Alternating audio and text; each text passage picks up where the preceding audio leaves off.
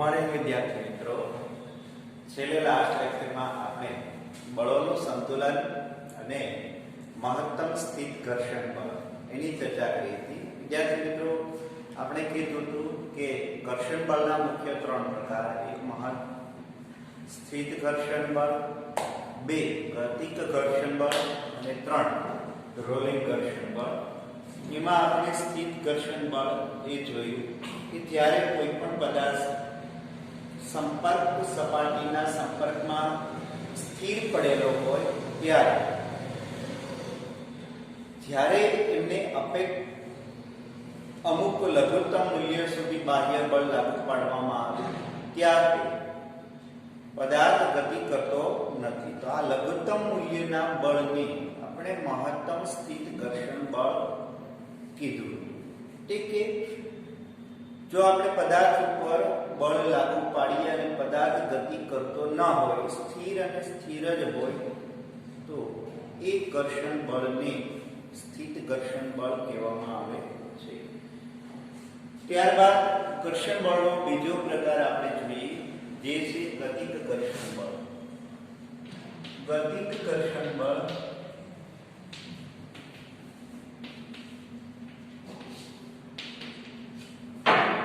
જ્યારે પદાર્થ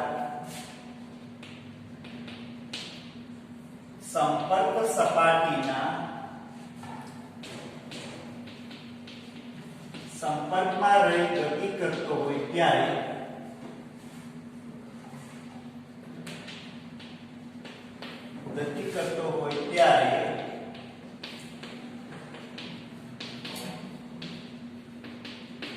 ગતિ અવરોધક બળ, સપાટી વડે ગતિનો વિરોધ કરતું બળ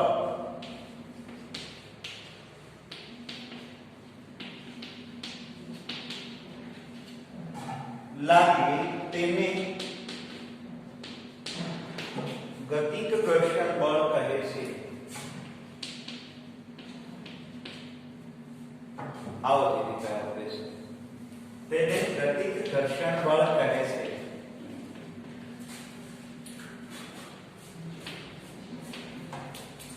વિદ્યાર્થી મિત્રો,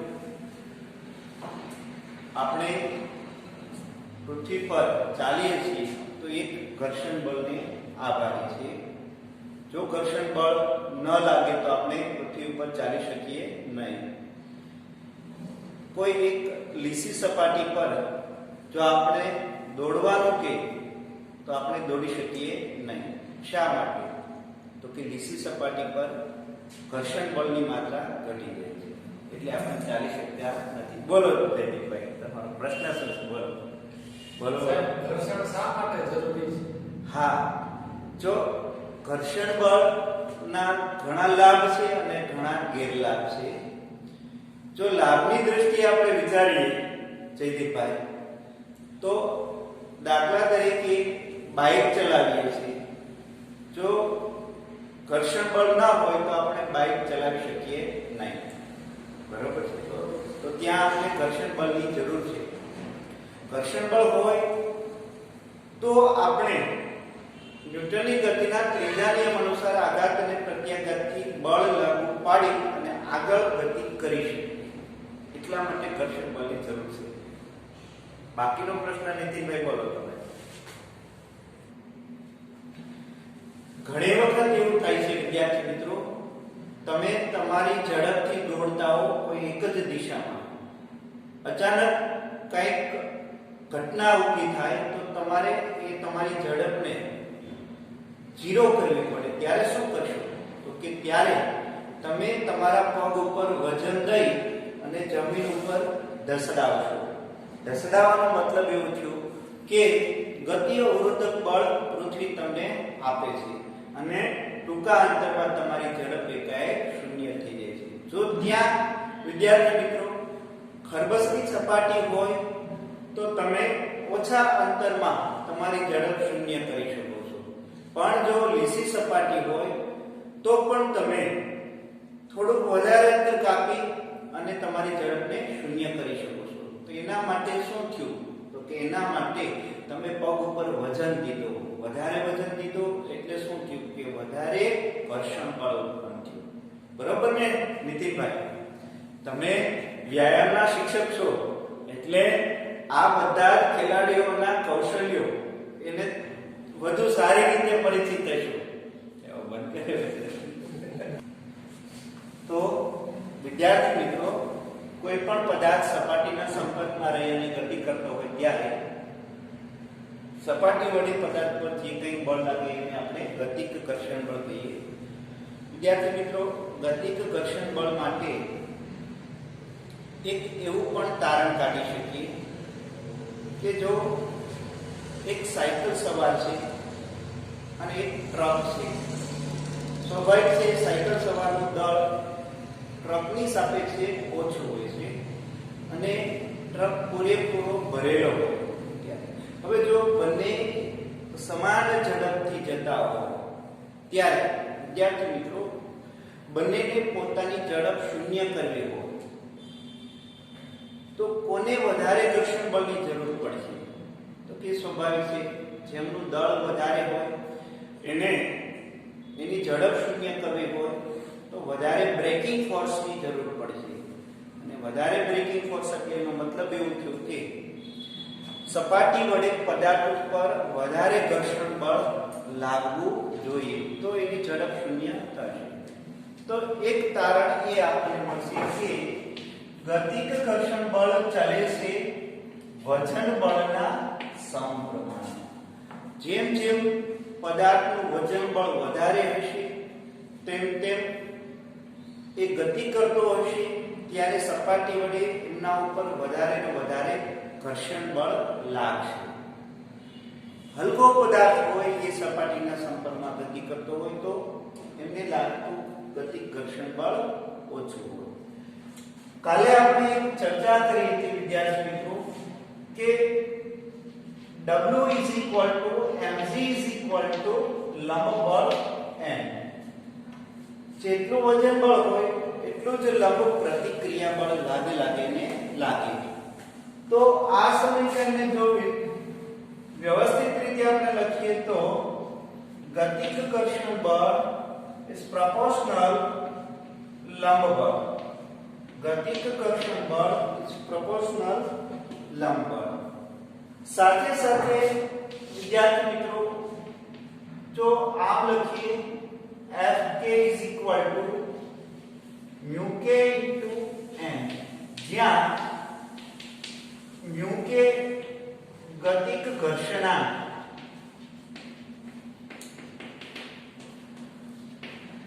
mu k ને ગતિક ઘર્ષણાંક કહે છે. લીસી સપાટી માટે વિદ્યાર્થી મિત્રો mu k નું મૂલ્ય અલ્પ હોય છે, ખરબચડી સપાટી માટે mu k નું મૂલ્ય વધારે હોય. એટલે કે ખરબચડી સપાટીમાં ઘર્ષણ બળ વધુ લાગે. બરોબર ને નીતિનભાઈ? લીસી સપાટી કરતા. બરોબર ને જયદીપભાઈ? તો આ સમીકરણમાં આપણે આવી રીતે લખીએ Fk mu k m, એટલે કે ગતિક ઘર્ષણ બળ બે રાશિ પર આધાર રાખે. એક સપાટીના ગતિક ઘર્ષણાંક ઉપર, બીજું પદાર્થ પર લાગતો લંબ બળ m. હવે જો સ્થિત ઘર્ષણાંક અને ગતિક ઘર્ષણાંકની ચર્ચા કરીએ આપણે તો સ્વાભાવિક છે સ્થિત ઘર્ષણ બળ સૌથી વધુ લાગે ગતિક ઘર્ષણ બળ કરતા. એવી જ રીતે સ્થિત ઘર્ષણાંક પણ વધુ મળે ગતિક ઘર્ષણાંક કરતા. આ એક અગત્યની બાબત છે, ખાસ વિદ્યાર્થી મિત્રો ધ્યાન રાખજો. આપણને ખ્યાલ છે કે કોઈ પણ બાઇક સવાર બાઇક સ્ટાર્ટ કરે અને ગતિમાં લાવે ત્યારે સ્વાભાવિક છે ફર્સ્ટ ગિયરમાં હોય, સીધું ટોપ ગિયરમાં બાઇક સ્ટાર્ટ થતું નથી. તો એનો મતલબ એવો થયો કે જ્યારે બાઇક સ્થિર છે ત્યારે એમના ઉપર સપાટી વડે જે કંઈ બળ લાગે છે. તો વિદ્યાર્થી મિત્રો, જ્યારે આપણે બાઇક ચલાવીએ છીએ ત્યારે આપણે ખ્યાલ છે ફર્સ્ટ, સેકન્ડ, થર્ડ અને પછી જે ટોપ ગિયરમાં આપણે પાડીએ છીએ. જો શરૂઆતમાં આપણે ટોપ ગિયરમાં લઈએ તો બાઇક બંધ થઈ જાય. શા માટે? તો કે સ્થિત ઘર્ષણાંક સૌથી વધુ હોય છે ગતિક ઘર્ષણાંક કરતા. અને સ્થિત ઘર્ષણ બળ વધુ હોય એટલે એમને જરૂરી ઉર્જા પણ વધુ આપવી પડે અને એટલા માટે આપણે ક્રમશઃ ગેર શિફ્ટ કરીએ છીએ. તો આ એક ખાસ ધ્યાનમાં રાખવું વિદ્યાર્થી મિત્રો. હવે આપણે જો ઘર્ષણ બળ અને બાહ્ય બળ નો સંબંધિત આલેખ જોઈએ તો એ આલેખ કંઈક આ રીતનો મળે છે, જે તમારા આગળ ઉપર નોલેજ માટે છે. બાહ્ય બળ વિરુદ્ધ લાગતું ઘર્ષણ બળ.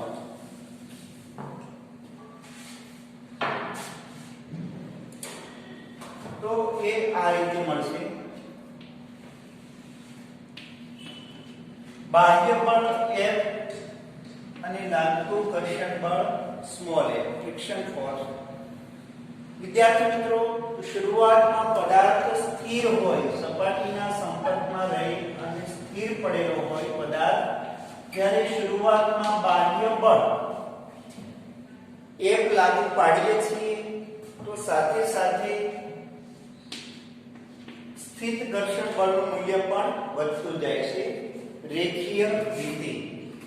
તો આવી રીતે બાહ્ય બળનું અમુક મૂલ્ય, લઘુત્તમ મૂલ્ય, અને એને અનુરૂપ જે કંઈ મળતું મૂલ્ય સ્થિત ઘર્ષણ બળ, એને આપણે Fs મેક્સિમમ કહીએ.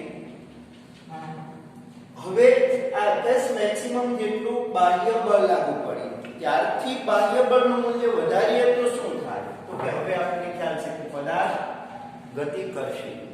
તો પદાર્થ ગતિ કરશે ત્યારે શું લાગશે? તો કે ગતિક ઘર્ષણ બળ. તો ગતિક ઘર્ષણ બળનું મૂલ્ય શું થશે? તો કે મહત્તમ સ્થિત ઘર્ષણ બળ કરતાં થોડું ઘટશે. એટલે એ સંબંધ બાહ્ય બળ વધતા ઘર્ષણ બળ ઘટશે. તો એ આલેખ આપણને આ રીતનું મળશે. અને પછી ગતિક ઘર્ષણ બળ એ અચળ વેગથી ગતિ કરશે ત્યારે એ અચળ થઈ જશે. એટલે કોઈ એક ઘર્ષણ બળનું મૂલ્ય જે કંઈ સેટ થશે એને આપણે Fk કહીશું. શું કહીશું? Fk. વિદ્યાર્થી મિત્રો, ઘણા કિસ્સાઓમાં ઘર્ષણ બળ આપણને નુકસાન કરતું હોય છે. દાખલા તરીકે યંત્રમાં ચક્રો લઈએ, એક ચક્ર બીજા ચક્રની સાપેક્ષે ગતિ કરતા હોય તો આ સાપેક્ષ ગતિ દરમિયાન વિદ્યાર્થી મિત્રો જે કંઈ ઊર્જા આપણી છે એ ઊર્જા ઉષ્મા ઊર્જામાં વેડફાઈ જાય છે ઘર્ષણ બળના કારણે. તો હા બોલો. હસ્તી मैं पल दो पल का गायन, पल दो पल मेरी हस्ती, पल दो पल मेरी जवानी है, पल दो पल मेरी मुझे क्या મને ભૂલાઈ ગયું છે. હાલો હવે આપણે ગીત ગાવાનું વિદ્યાર્થી મિત્રો. ખાસ વિદ્યાર્થી મિત્રો, જો ક્લાસમાં હોય તો ફિઝિક્સના લેક્ચરમાં તમને એટલો બધો આનંદ આવે, જે હું અત્યારે તમને કહું છું એ તમને થોડુંક વાસ્તવિક નહીં લાગે, પણ ખરેખર જો તમે ફિઝિક્સ ભણો વિદ્યાર્થી મિત્રો, કોઈ પણ ફિઝિક્સના શિક્ષકો હોય એ ફિઝિક્સ ભણાવે, જો તમને એ રમૂજ ના કરાવે લેક્ચરમાં તો ફિઝિક્સ કેવો અઘરામાં અઘરો વિષય એક પણ નહીં. અને મેં અનુભવ કરેલો છે. જો એકદમ સિરિયસ આપણે ફિઝિક્સ ભણીએ તો 5 મિનિટ 6 મિનિટે વિદ્યાર્થીઓને ઊંઘ આવે અને ઊંઘતા ઘણા બધા વિદ્યાર્થીઓ મેં જોયા છે. વિદ્યાર્થી હા, તમને કોઈ એમ કે મને ઊંઘ નથી આવતી તો એ ચોક્કસ એ વ્યક્તિને મારી પાસે લાવજો. હું એમને 5 મિનિટથી 6 મિનિટે ઊંઘ લાવી દઈશ. એ મારી સામે બેસે અને હું ફિઝિક્સ ભણાવવા ચાલુ કરું. વિદ્યાર્થી મિત્રો 6 મિનિટે એ ઝોલા ખાતા રહે છે. એટલે કે સબ્જેક્ટ એક એવો કાલ્પનિક સબ્જેક્ટ છે જેમાં માણસ કાલ્પનિક દુનિયામાં વયો જાય. કાલ્પનિક દુનિયા અને સ્વપ્નની દુનિયા બે નજીક છે. એટલે સ્વપ્નની દુનિયામાં વહી જાય ત્યારે વિદ્યાર્થી મિત્રો ખબર છે આપણને એ અવસ્થા નિદ્ર અવસ્થા, એટલે નિદ્રમાં વહી જાય. તો ફિઝિક્સમાં એને કાલ્પનિક દુનિયાની સાથે સાથે વાસ્તવિક દુનિયાનો અનુભવ કરાવવો જરૂરી બને. અને એ વાસ્તવિક દુનિયા એટલે વિદ્યાર્થી મિત્રો થોડી ઘણી લેક્ચરમાં રમૂજ થાય તો આનંદ રહે અને આનંદમય જીવન સાથે સાથે ભણતા હોઈએ તો મનોવિજ્ઞાન એવું કહે છે કે જો આનંદ સાથે કોઈ પણ વિદ્યાર્થી ભણે તો એમને વધુ યાદ રહે. વિદ્યાર્થી મિત્રો, બાયોલોજીના શિક્ષક તો એવું પણ રિસર્ચ કરેલું છે કે કોઈ પણ છોડ એનો જો ઉછેર બે વાતાવરણ, દાખલા તરીકે સમાન જાતિનો અને સમાન વયના બે છોડ, એક છોડને તમારે ઘોંઘાટમય વાતાવરણમાં મૂકવાનું અને એમને પોષણ આપવાનું, અને એક છોડને એકદમ શાંત વાતાવરણ અને સંગીતમય વાતાવરણમાં મૂકીએ અને એને પણ એટલું જ પૂરતું પોષણ આપીએ તો ચોક્કસ વૈજ્ઞાનિકોએ તારણ કાઢેલું છે કે સંગીતમય અને શાંત વાતાવરણમાં જે કંઈ છોડ હશે એનો ઉછેર સારી રીતે થયેલો છે, જ્યારે ઘોંઘાટમય અને પ્રદૂષણ વાતાવરણમાં છોડ હશે એનો ઉછેર અલ્પ પ્રમાણમાં હશે. તો વિદ્યાર્થી મિત્રો, જીવ ઉપર આટલી અસર થાય છે તો સ્વાભાવિક છે આપણા ઉપર એ અસર તો થાય જ ને. તો સંગીતમય વાતાવરણમાં ભણીએ તો આપણને સારી રીતે યાદ રહે. તમે ઓનલાઈનમાં વિદ્યાર્થી મિત્રો, મને ખ્યાલ છે ઘણી વખત યુટ્યુબના ગીત પણ જોતા હશો, પણ એ પ્રમાણમાં જોજો. કંઈક આપણો સબ્જેક્ટ બાજુમાં રહી જાય અને યુટ્યુબ પ્રભાવી ન થઈ જાય એ ખાસ ધ્યાન રાખવું. તો હવે આપણે આટલું કહીએ. બાહ્ય બળ અને ગતિ ઘર્ષણ બળ વિરુદ્ધ બાહ્ય બળનો આલેખ આપણે જોયો. તો શરૂઆતમાં સ્થિત ઘર્ષણ બળ એ બાહ્ય બળના સમપ્રમાણમાં હોય અને મેક્સિમમ સ્થિત ઘર્ષણ બળ બાદ બાહ્ય બળનું મૂલ્ય વધારીએ તો ઘર્ષણ બળનું મૂલ્ય પણ ઘટે છે, જેને આપણે ગતિ ઘર્ષણ બળ કહીએ છીએ, અને પછી અચળ થઈ જાય છે. તો આવી રીતે ઘર્ષણ બળ વિરુદ્ધ બાહ્ય બળનો આલેખ સંબંધ કંઈક મળે છે. હવે ત્યારબાદ એક ત્રીજા પ્રકારનું ઘર્ષણ બળ છે, જે છે રોલિંગ ઘર્ષણ બળ. વિદ્યાર્થી મિત્રો, આપણે ચર્ચા કરી હતી એ પ્રમાણે કે યંત્રમાં પરસ્પર યંત્રના બે પાર્ટ્સ સાપેક્ષ ગતિ કરતા હોય, એટલે કે બે ચક્ર સાપેક્ષ ગતિ કરતા હોય ત્યારે સ્વાભાવિક છે ઘર્ષણ બળ ઉત્પન્ન થાય. અને આ ઘર્ષણ બળ ઘટાડવા માટે આપણે લુબ્રિકન્ટનો ઉપયોગ કરીએ છીએ. બરોબર ને નીતિનભાઈ? ઘણી જગ્યાએ ઘર્ષણ બળ મૂલ્ય કરતાં વધી જાય તો લુબ્રિકન્ટનો ઉપયોગ કરતા હોઈએ છીએ. પરંતુ વિદ્યાર્થી મિત્રો, અમુક સ્થાને લુબ્રિકન્ટ જો આપણે લાગુ ન પાડી શકીએ તો ઘર્ષણ બળનું મૂલ્ય ઘટાડવા માટે શું કરવું? ધરી અને વ્હીલ વચ્ચે રોટેશન ગતિ થતી હોય ત્યારે ઘર્ષણ બળ ઘટાડવું હોય તો શું કરવું? તો કે એવા કિસ્સામાં રોલિંગ ઘર્ષણ બળ અગત્યનું બનશે. તો ત્રીજો પ્રકાર આપણે જોઈએ રોલિંગ ઘર્ષણ બળ. રોલિંગ ઘર્ષણ બળ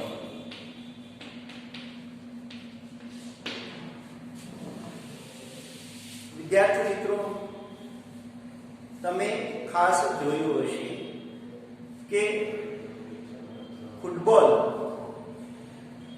જો જમીનની સપાટીના સંપર્કમાં રહી અને ગતિ કરતો હશે તો એને સતત ગતિ કે ઘર્ષણ બળ લાગશે અને અમુક અંતર કાપી અને સ્થિર થઈ જાય છે. પણ આ જ બોલ જ્યારે હવામાં ફ્લાઇંગ થતો જાય અને જમીન સાથે અથડાતો જાય અને ફરી પાછો ફ્લાઇંગ થતો જાય ત્યારે આ બોલે કાપેલું અંતર પહેલાની સાપેક્ષે વધુ હશે. એટલે કે એનો મતલબ એમ છે કે પદાર્થ અમુક સમયે પૃથ્વીના સંપર્કમાં આવે અને એ સૂક્ષ્મ સમય માટે જ પૃથ્વીના સંપર્કમાં આવે. જ્યારે બોલ હવામાં હશે ત્યારે કોઈ પણ પ્રકારનું ઘર્ષણ બળ લાગશે નહીં. હવાનું જે કંઈ ઘર્ષણ બળ લાગે એને આપણે અવગણીએ છીએ. તો હવામાં હોય ત્યારે ઘર્ષણ બળ લાગે નહીં, સૂક્ષ્મ સમય માટે સપાટીના સંપર્કમાં આવે ત્યારે ઘર્ષણ બળ લાગશે અને એ અલ્પ સમય માત્રામાં. તો આવી રીતે પૃથ્વીની સપાટી વડે બોલ પર લાગતું ઘર્ષણ બળ ખૂબ જ ઓછું મળે છે. અને જ્યારે પદાર્થ સંપર્ક સપાટી સાથે ડેમ્પિંગ ગતિ કરતો હોય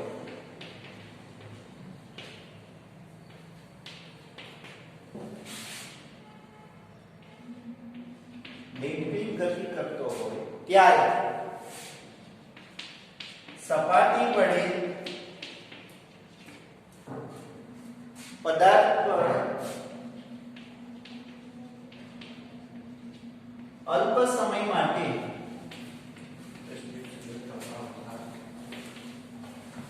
સપાટી વડે અલ્પ સમય માટે જે કંઈક ઘર્ષણ બળ લાગે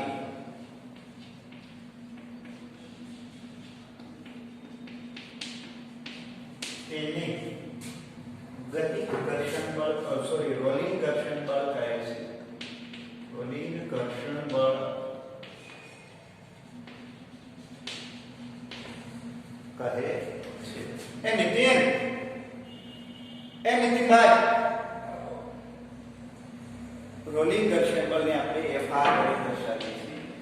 બોલો ચોપડામાં લખેલું છે, ફોટો પાડીને WhatsApp પર કરજો સાહેબ. હા, અને એને ઓલી કહેજો 10,000 નો એક વાત કરે તો રોલિંગ ઘર્ષણ બળ કહે છે Fr. આ પણ રોલિંગ ઘર્ષણ બળ એ લંબ બળના સમપ્રમાણમાં જ હોય છે. એની સાથે સાથે Fr is equal to mu r n, જ્યાં mu r ને રોલિંગ ઘર્ષણાંક કહે છે.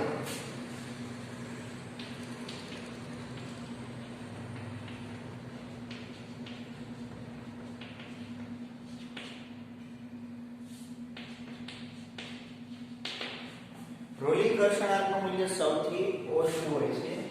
સૌથી વધુ સ્થિર ઘર્ષણાંક, ત્યારબાદ ગતિક ઘર્ષણાંક અને ત્યારબાદ ઓછું મૂલ્ય રોલિંગ ઘર્ષણ બળનું છે ઘર્ષણાંક.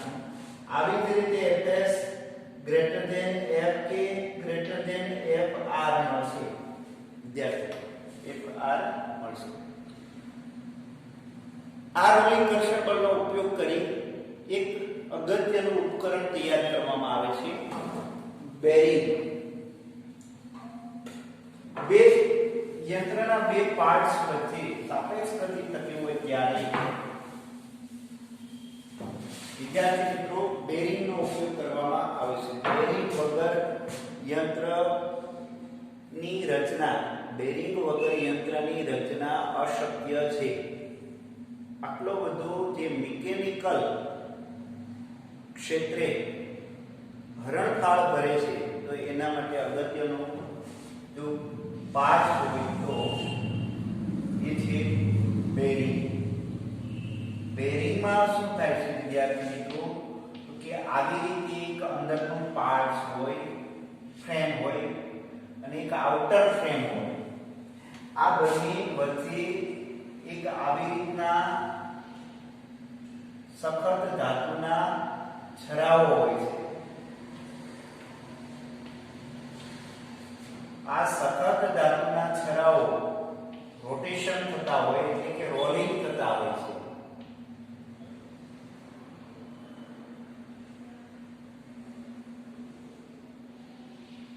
તમને ખ્યાલ છે વિદ્યાર્થી મિત્રો, પંખામાં, મોટરમાં, ગાડીમાં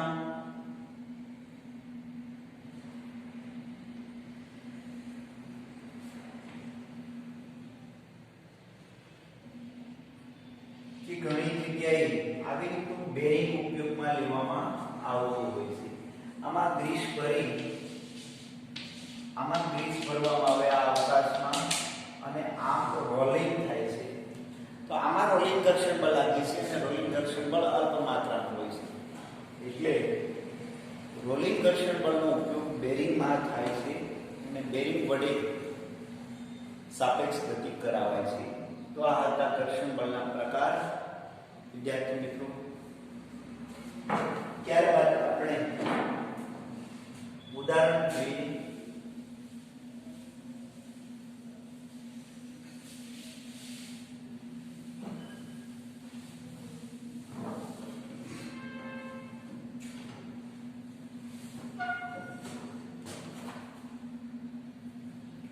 ઉદાહરણનો વિદ્યાર્થી મિત્રો 5.5 સુધી આપણે ઉદાહરણ લીધેલ હતું. ત્યારબાદ 5.6 ઉદાહરણ તરફ જઈએ. ઉદાહરણ 5.6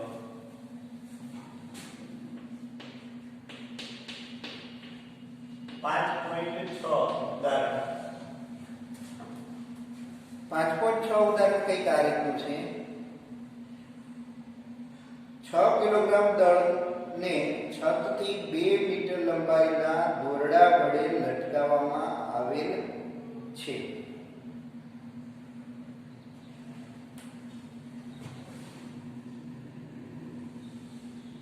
આવી રીતે એક છત છે અને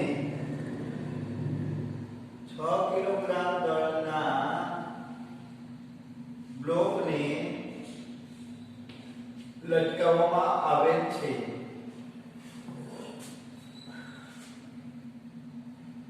બે મીટર લંબાઈની દોરી પર દોરડાના મધ્ય બિંદુ P પર, આ મધ્ય બિંદુ P પાસે 50 ન્યૂટનનું એક સમક્ષિતિજ બળ લાગુ પાડવામાં આવે છે. સમક્ષિતિજ બળ 50 ન્યૂટનનું લાગુ પાડવામાં આવે છે. સંતુલિત સ્થિતિમાં દોરડાનું ઊર્ધ્વ દિશા સાથે કેટલો કોણ બનાવશે? દોરડું ઊર્ધ્વ દિશા સાથે કેટલો કોણ બનાવશે? G બરાબર 10 મીટર પર સેકન્ડ સ્ક્વેર લો. હવે જ્યારે વિદ્યાર્થી મિત્રો 50 ન્યૂટનનું બળ આ દિશામાં લાગુ પાડીએ ત્યારે કંઈક આકૃતિ આ રીતે મળશે.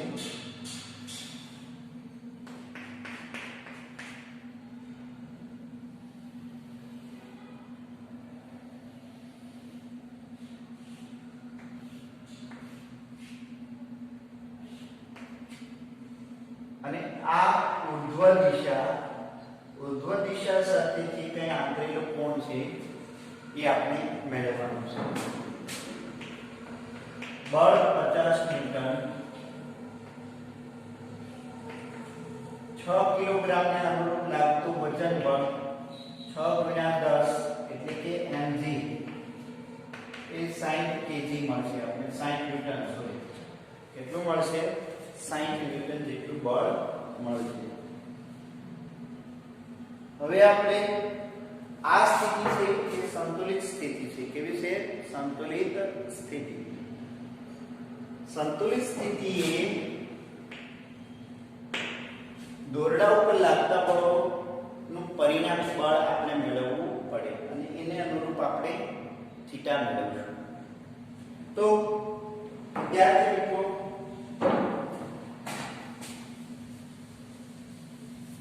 P બિંદુએ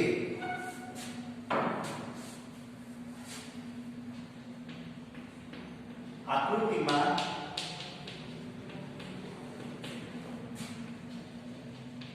બિંદુ P પાસે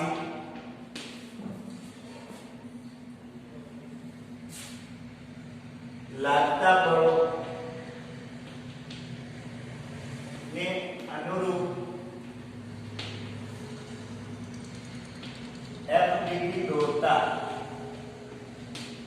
FBD નો મતલબ એવો છે કે free body diagram. Free body ડાયાગ્રામમાં પદાર્થ ને ધ્યાનમાં લેવામાં આવતો નથી. કોઈ પણ બિંદુને ધ્યાનમાં લઈ ઉદ્ગમ બિંદુ તરીકે લઈ જે બિંદુએ બધા બળોની કાર્યરેખા મળતી હોય તે બિંદુને અનુરૂપ ઉદ્ગમ બિંદુ લઈ અહીંયા P બિંદુ ઉદ્ગમ બિંદુ થશે અને એને અનુરૂપ કાર્ટેશિયન યામ પદ્ધતિ આપીએ.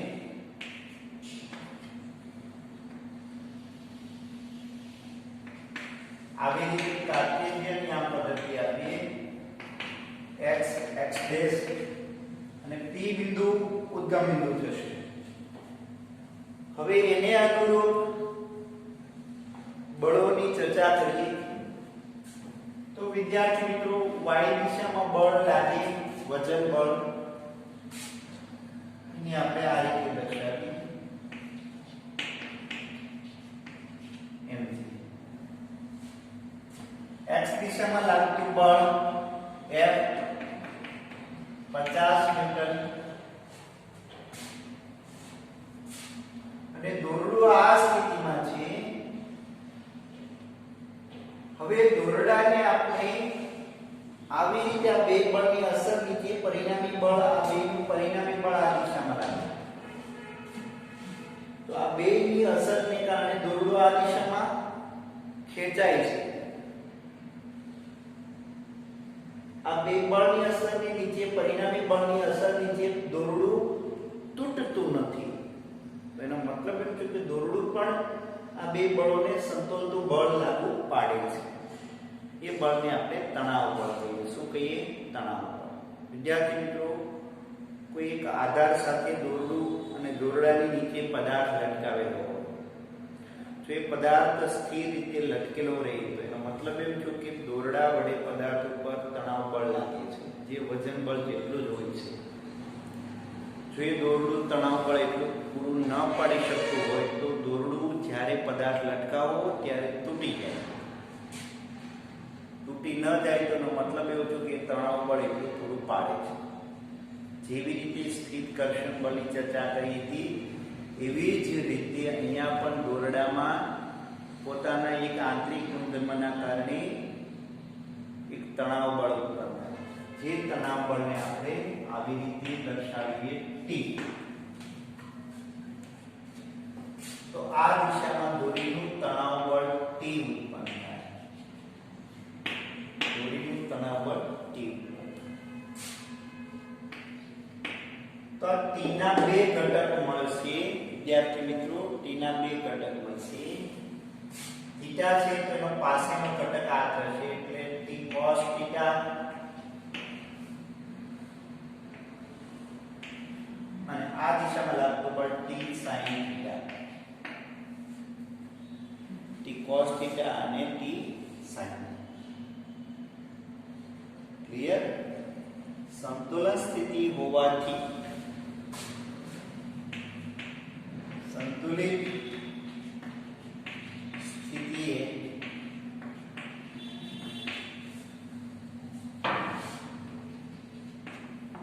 x દિશામાં લાગતા બળનું પરિણામી બળ શૂન્ય હોય, એટલે કે સમેશન fx. તો x દિશામાં લાગતા બળો કેટલા? 50 newton t sin theta. 50 newton minus t sin theta. Minus એટલા માટે કે ઋણ x દિશામાં લાગે છે. એનું મૂલ્ય કેવું હોય? 0. એવી જ રીતે y દિશામાં લાગતા બળનું પરિણામી બળ 0 હોય.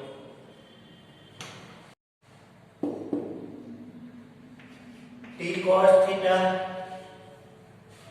minus mg is equal to 0. તો અહીંયા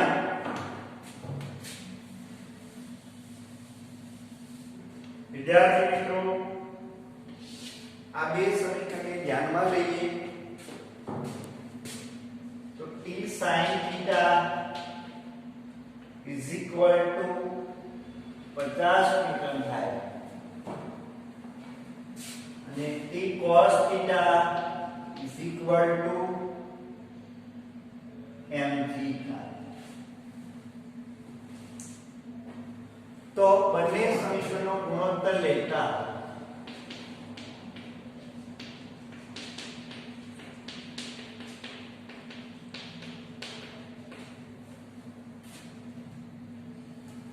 t કેન્સલ થઈ જાય. sin થીટા ના છેદમાં cos થીટા એટલે tan થીટા. 50 ના છેદમાં mc નું મૂલ્ય 60 એટલે theta is equal to tan inverse 5/6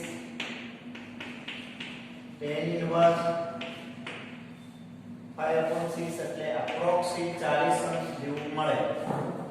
approximate આપણને શું મળશે? 40 અંશ જેટલું મળશે. 0.9 ને સમથિંગ થાય એટલે 40 અંશ જેટલું મળે. તો આ તો સ્વાધ્યાયમાં ઉદાહરણ 5.6